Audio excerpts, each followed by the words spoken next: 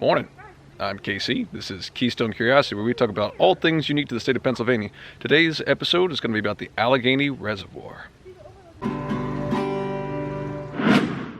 Crossing the state border into New York from Warren County, the waters of the Allegheny Reservoir have become a haven for outdoorsmen of all sorts. In 1936, Pittsburgh and Washington, D.C. would be devastated by major floods, prompting Congress to pass a series of flood control acts that would better get a handle on the unpredictable waters that had plagued much of the nation.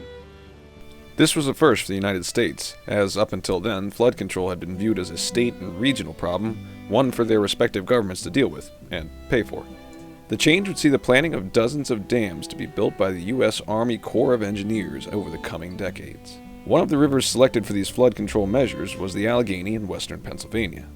Intending to alleviate the amount of damage done to Pittsburgh and cause minimal disruption to established American communities, a site was selected far upriver for a dam near the New York border. Throughout the 1950s, the Corps of Engineers would seize hundreds of properties through eminent domain, totaling somewhere around 20,000 acres of land. This would end up displacing over 600 families and 16 established communities. Naturally, many of the people who were displaced were not exactly pleased with the government's actions, but none more so than the Seneca Nation of the Iroquois Confederacy.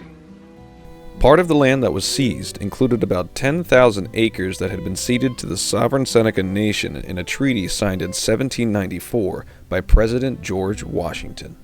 This treaty had guaranteed the Seneca rights to the land in perpetuity, including the corn planter tract, which is the only sovereign native soil in Pennsylvania. The Seneca would hire a renowned engineer by the name of Arthur Morgan, who had overseen the construction of the first few flood control dams under FDR in the decades prior.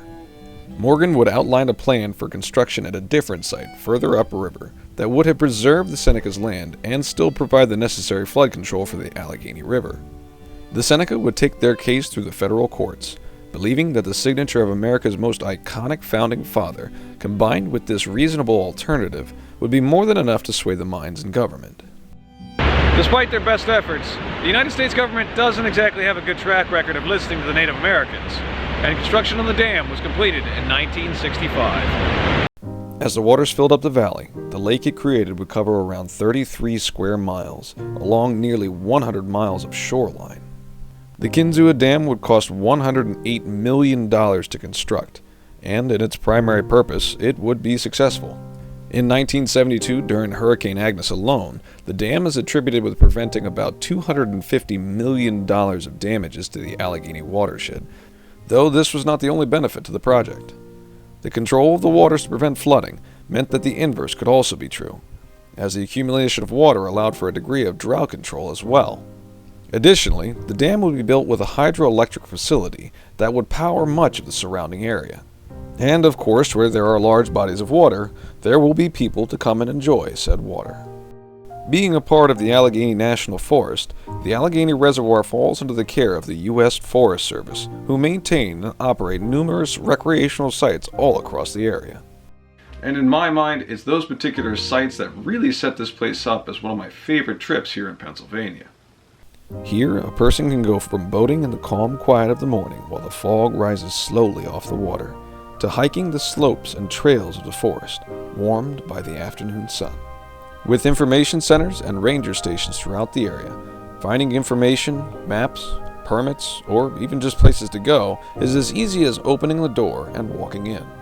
Whether you're looking to cool off at the public beach in the summer months, or a launch that you can put your boat in, they'll be able to point you in the right direction. And in regards to the surrounding forest, they can also direct you to any one of the numerous overlooks and trails, most of which are less than 500 yards from their respective parking lots.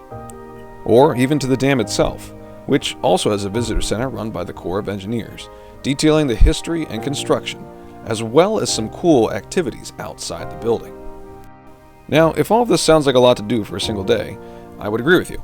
I myself had made this into a weekend trip by staying at one of the campgrounds run by the Forest Service, which I will be leaving links to below.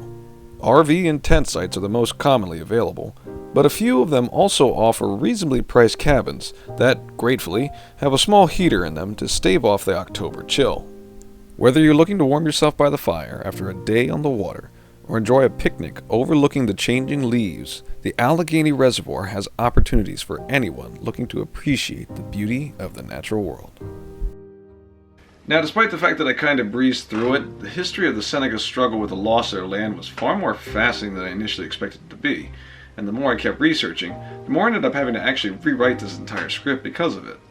While I don't exactly have enough time in these short videos to do it proper justice, please know that this was an infamous enough event to have gained the attention of Johnny Cash and a film crew much later on who made a documentary, both of which I recommend you check out and have included links to below. Regardless of the complicated history, I do still highly recommend a visit to the area. When it comes to outdoor activities, there was enough there that I really never ran out of things to do and didn't even see everything, so I'm guessing I'm going to have to go back at some point. If you're a subscriber to the channel, then you already know that I'm a big advocate for people to get outside more often. With the wide range of difficulty levels available, I feel that the Allegheny Reservoir is probably one of the best examples to this amazing poster I saw from Get Outdoors PA. Welcome to Pennsylvania. Now get out.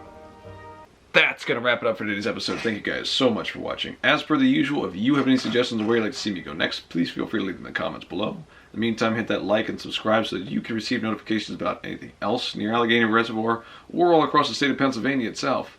In the meantime, y'all have a good one.